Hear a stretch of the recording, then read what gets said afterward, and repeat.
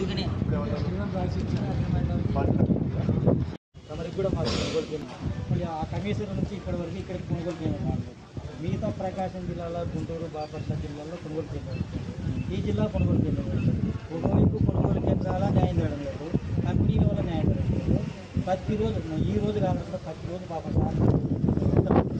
Sir company ఎంత పడుతుంది కానీ కంపెనీ వల్ల తక్కువ రిపోర్ట్ ఇచ్చేసి రైతులు కొనుక్కున్నామని చెప్పి ఆయన కానీ రైతుల వద్ద ఇంట్లో మాత్రం సువాపం వచ్చేసి మా సువాపం త్వరగా 30,000 ఒక రైతుని తెమ్మంటే 30,000 తీసుకుంటున్నారు. 3,000 మాత్రం తీసుకొని 27,000 రిటర్న్ గుంటూరు నుంచి మళ్ళీ ఏదో ఆత్మకూరు తీసుకురావాలి. ఎంత ఖర్చు కొంత రైతులు అక్కడే పడేసేస్తున్నారు, అక్కడే పడేసేస్తున్నారు. First thing government procurement start చేసింది, మార్కెట్ ద్వారా స్టార్ట్ చేసింది, బ్లాక్ బెర్రీ వెరైటీ స్టార్ట్ చేసింది. మన జిల్లాలో బ్లాక్ బెర్రీ వెరైటీ లేదు. ఆ కారణం చేతనే మన జిల్లాలో మనం ప్రొక్యూర్మెంట్ ఓపెన్ చేయలేకపోయాం, ప్రొక్యూర్మెంట్ సెంటర్ ఓపెన్ చేయలేకపోయాం. మన జిల్లాలో చాలా వరకు వైట్ బెర్రీ వెరైటీ ఎక్కువ దొరుకుతుంది మన జిల్లాలో. సో దీనివల్ల ఏంటంటే ఇది ప్రైవేట్ మీరు చెప్పిన కంపెనీస్ ఏవైతే ఉన్నాయో వాళ్ళ ద్వారా ప్రొక్యూర్మెంట్ జరుగుతుంది. ఇప్పుడు ఏమవుతుందంటే వాళ్ళకి మీకు మధ్య జరిగిన అగ్రిమెంట్ ఇది. ఓకే, వాళ్ళు ఏ క్వాలిటీ ఆఫ్ ప్రోడక్ట్ కొనుగోలు చేస్తామని చెప్పి మీకు ప్రామిస్ చేశారు. మీరు ఆ క్వాలిటీ ప్రోడక్ట్ వాళ్ళకి ఇస్తేనే వాళ్ళు కొనుగోలు చేస్తారు.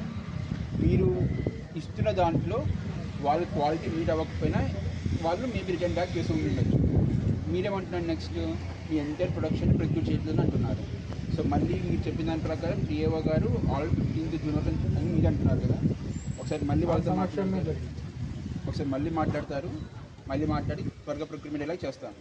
అండ్ మన జిల్లాలో ఈ వైట్ బర్లీ వెరైటీలో చాలా వరకు ప్రొక్యూర్మెంట్ చేయకుండా ఉంది అని తెలిసి మేము దీనిపై రిపోర్ట్ పర్మిషన్ జరిగింది ప్రభుత్వానికి.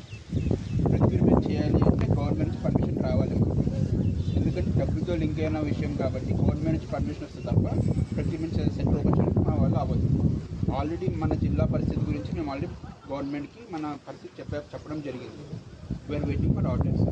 మనకు ఆర్డర్ వస్తుంది తప్ప మన ప్రొక్యూర్మెంట్ సెంటర్ ఓపెన్ చేయడానికి అవ్వదు. మేము మాట్లాడుతున్నాము, కన్సిడరేషన్ మీకు ఇన్ఫార్మ్ చేస్తాము. 350 కోట్లు కేటాయించారు. రాయలసీమలో ఉండేవాళ్ళు రైతులు కాదా సార్?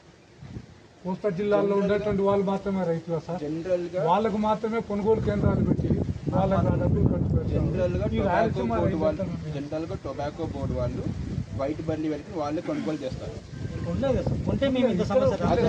అది సో ఇప్పుడు సమస్య గవర్నమెంట్ ప్రొక్యూర్మెంట్ సెంటర్ ఓపెన్ చేయడం గురించి కాదు. మీకు ఏదైతే ఏజెన్సీస్తో మీరు అగ్రిమెంట్ ఎంటర్ అయ్యారో వాళ్ళు కొనుగోలు చేయకపోవడం అనే సమస్య.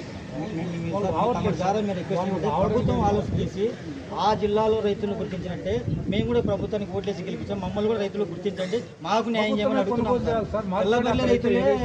నల్లబెర్లు రైతులనే గుర్తిస్తున్నారు. నల్లబెర్ల కంటే అన్యాయం ఈరోజు రైతులు ఆత్మహత్య చేసుకున్నారు. చాలా చేలల్లో టిల్లర్ కొట్టి వదిలిపెడుతున్నారు సార్ రైతులు.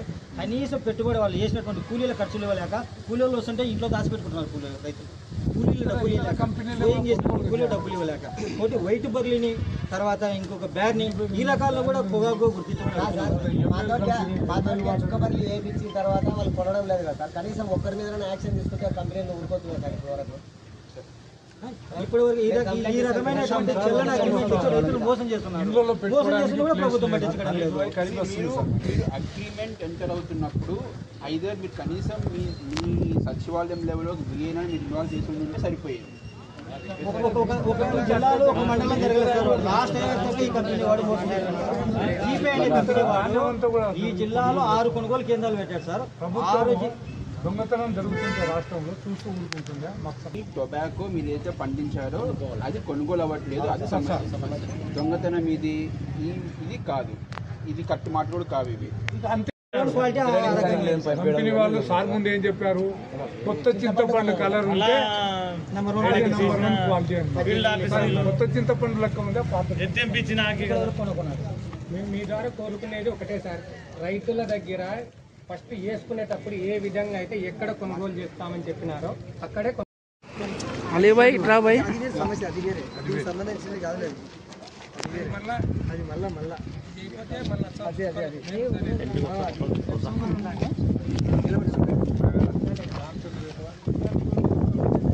మార్కు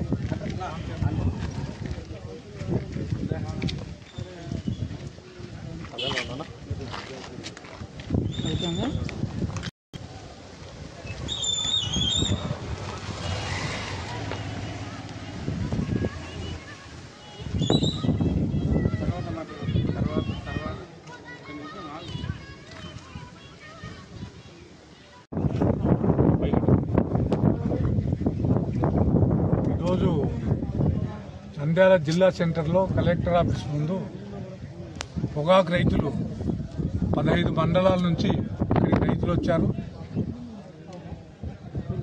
గత మే నెల 12వ తేదీ నుంచి ఉద్యమాలు చేస్తున్నారు. మా దగ్గర ఉన్నటువంటి పొగాకు అంతటిని కొనుగోలు చేయాలనేది ప్రధాన డిమాండ్. కంపెనీలు వేసేటప్పుడేమో ఊరి నుంచి మీకు అన్ని లక్షలు ఇన్ని లక్షలు లాభాలు వస్తాయని చెప్పే పద్ధతిలో ఇల్లు తిరిగి వేయించారు. ఈరోజు దిగుబడి వచ్చిన తర్వాత దాన్ని కొనుగోలు చేయడానికి వానికి కావాల్సిన పద్ధతిలో కొనుగోలు చేసి తర్వాత కొనుగోలు చేయకుండా 4,000 5,000 క్వింటాలకు అడిగేటువంటి పరిస్థితి. అక్కడికి కూడా కొనుగోలు చేయకుండా వెనక్కు పంపేటువంటి పరిస్థితి జరుగుతుంది. ఈ ప్రభుత్వం పైన ఆంధ్రప్రదేశ్ రైతు సంఘంగా ఒత్తిడి తీసుకొచ్చాం. అనేక దఫాలుగా ఆందోళనలు చేశాం. ప్రభుత్వం కూడా కదిలింది. 350 కోట్లు మరి స్థిరీకరణ నిధి కింద విడుదల చేసింది. వాటిని ప్రధానంగా రాయలసీమకు కూడా వర్తింపజేయండి. అది కేవలం బర్లీ పొగాకు సంబంధించిన కొనుగోలు కేంద్రాలు మీరు కోస్తా జిల్లాలో ఏర్పాటు చేసి ఇక్కడ రైతులకు అన్యాయం చేయకుండా రైతుల దగ్గర ఉన్నటువంటి అన్ని రకాల పొగాకును ప్రభుత్వమే కొనుగోలు చేయాలి మార్కెట్ ద్వారాని మేము డిమాండ్ చేస్తున్నాం. ఇందాక రాస్తారోకో కూడా చేశాం. జేసీ గారు పిలిపించారు. మరి పిలిపించి చర్చలు జరిపారు. ఆ చర్చల్లో రైతులకు సంబంధించినటువంటి బాధలంతా కూడా చెప్పాం. ఆయన 2 రోజులు టైం అడిగాడు.